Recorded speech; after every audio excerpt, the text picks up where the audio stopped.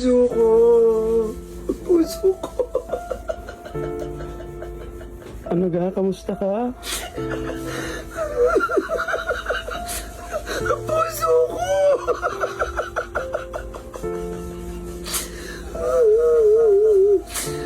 Opo, Ronel.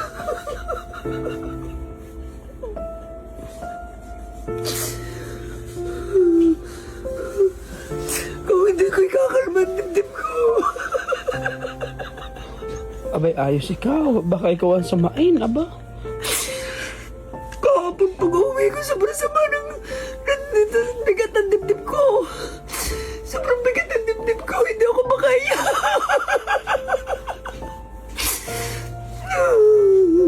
Nakakababata ka rin.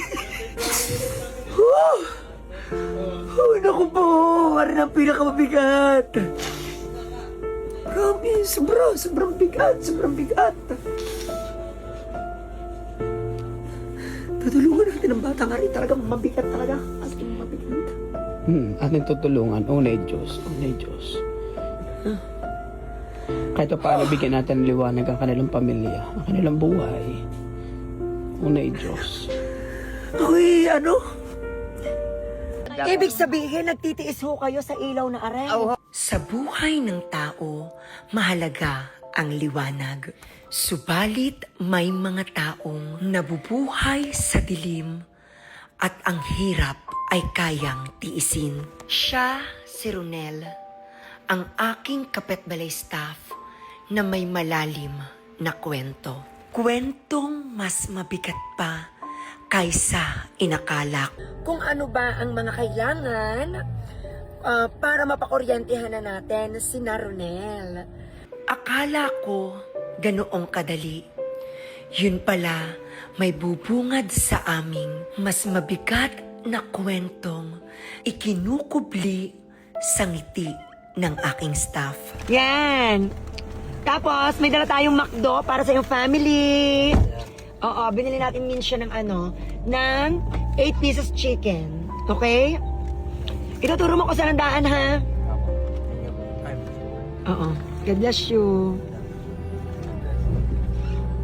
Habang kami ay naglalakbay, tumatakbo sa isip ko kung ano ang aming madadatnan.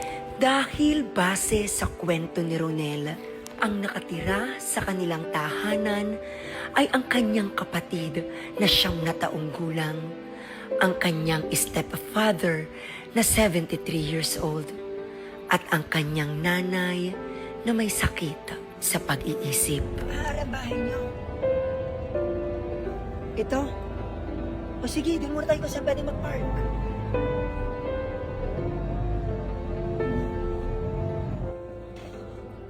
Ibig sabihin, 9 years old ka pa, dito ka na nakatira? Opo. Bilang isang anak na inaasahan, nakakauwi lamang si Ronel dito kapag araw ng sweldo at makakapagbigay siya ng suporta sa kanyang pamilya. Wala siyang ibang pagpipilian, kundi ang pansamantalay lumayo ang makitira sa ibang tahanan para may pangtustos sa pangangailangan ng kanyang pamilya. Lumayo ang makitira sa ibang tahanan para may pangtustos sa pangangailangan ng kanyang pamilya.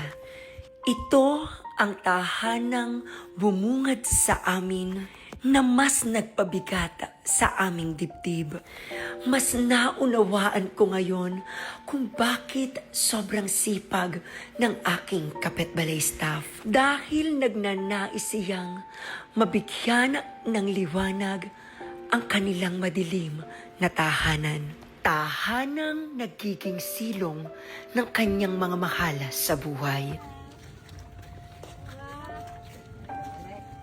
Hi po! Kamusta po kayo? Hi po! Kamusta po kayo?